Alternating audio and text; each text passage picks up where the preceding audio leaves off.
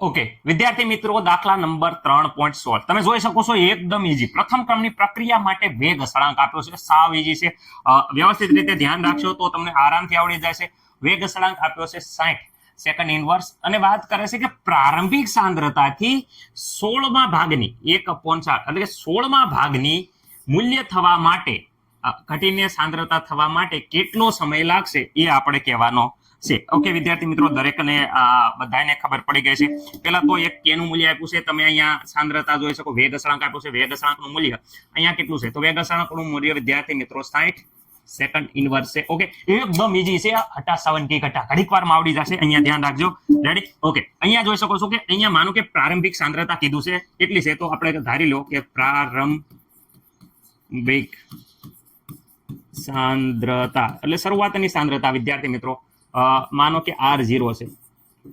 T0 સમયે જે સાંદ્રતા છે એને R0 છે. પરંતુ વિદ્યાર્થી મિત્રો અમુક સમય પછી 16મા ભાગનું મૂલ્ય થાય છે, તો કેટલો સમય લાગશે? તો માનો કે T સમયે ધારવાનું છે કે T સમયે વિદ્યાર્થી મિત્રો જે સાંદ્રતા છે એને આપણે વિદ્યાર્થી મિત્રો RT કહેશું.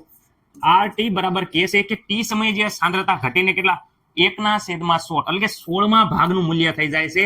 શરૂઆતની જે સાંદ્રતા હતી એનું 16મા ભાગનું મૂલ્ય થઈ જાય છે, એટલે કે 1/16. અહીંયા જોઈ શકો છો કે 1/16 ભાગ જેટલું મૂલ્ય થઈ જાય છે શરૂઆતની સાંદ્રતા તો અહીંયા રહી R0 ના 16મા ભાગનું મૂલ્ય થઈ જાય છે. ત્યારે T સમય એટલે RT બરાબર 1/16 R0. ઓકે વિદ્યાર્થી મિત્રો, મને નથી લાગતું કે આમાં કોઈને કઈ ડાઉટ હોય, કારણ કે પ્રારંભિક સાંદ્રતાની ઘટાડો થઈને 16મા ભાગનો થઈ જાય છે, એટલે RT સમયે 1/16 ભાગની સાંદ્રતા વધી હશે. ઓકે, હવે વિદ્યાર્થી મિત્રો આપણને સૂત્ર દરેક વિદ્યાર્થી મિત્રોને આવડતું હશે. Okay, T is equal to વિદ્યાર્થી મિત્રો બધાને ખબર છે 2.303 ઓકે અપોન K.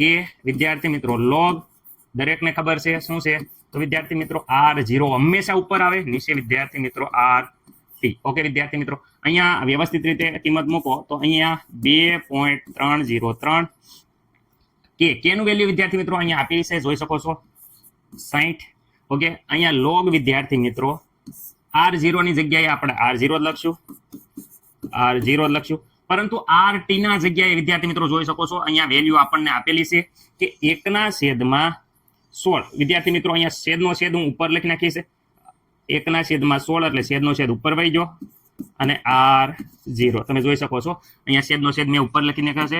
હવે અહીંયા ખાસ ધ્યાન રાખજો કે આ R0 જતા રહેશે. ઓકે વિદ્યાર્થી મિત્રો, તો જે વધ્યું એ આપણે વ્યવસ્થિત રીતે અહીંયા લખીએ છીએ. તો અહીંયા વધે છે 2.303 16. ઓકે વિદ્યાર્થી મિત્રો, અહીંયા લોગ વિદ્યાર્થી મિત્રો વધે છે 16. ઓકે, મને નથી લાગતું કે કોઈને કાંઈ પ્રોબ્લેમ હોય. ઓકે, 16 નો લોગ કેટલો થાય મહત્વની વાત છે. તો વિદ્યાર્થી મિત્રો મેં આપણે કેલ્ક્યુલેટરમાં વ્યવસ્થિત રીતે મેં કીધું છે વર્ગમૂળમાં અહીંયા 16 પહેલા તો 16 લેવાના, એને વર્ગમૂળમાં આપણે 13 વાર 1 2 3 4 5 6 7 8 9 10 11 12 13 માઇનસ વિદ્યાર્થી મિત્રો 1 ગુણ્યા 35 58.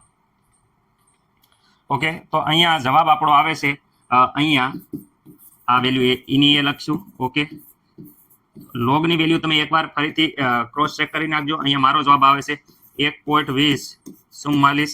ઓકે વિદ્યાર્થી મિત્રો, ટેક્સ્ટ બુકમાં 41 છે પણ આપણે અહીંયા 44 આવ્યો છે. ઓકે, હવે આ બધો ગુણાકાર જ્યારે કરવાનો આવશે ત્યારે વિદ્યાર્થી મિત્રો તમે જોઈ શકો છો કે આપણો જવાબ આવે છે વ્યવસ્થિત રીતે આખો કેલ્ક્યુલેટરમાં તમે ગુણાકાર કરશો તો આપણો જવાબ આવે છે 4 પોઈન્ટ વિદ્યાર્થી મિત્રો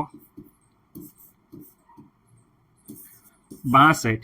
ઓકે, તમારો જવાબ ગુણ્યા અહીંયા 10 ની વિદ્યાર્થી મિત્રો -2 કરવી પડશે. રેડી? આટલા સેકન્ડ. ઓકે, મને નથી લાગતું કે કોઈને કઈ હવે પ્રોબ્લેમ હશે.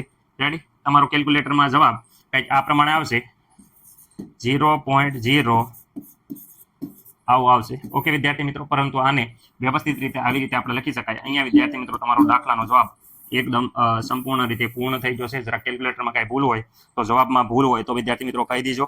રેડી? મને નથી લાગતું કે કોઈને કાંઈ પ્રોબ્લેમ હોય. દાખલો દરેક વિદ્યાર્થી મિત્રોને આવડી ગયો છે.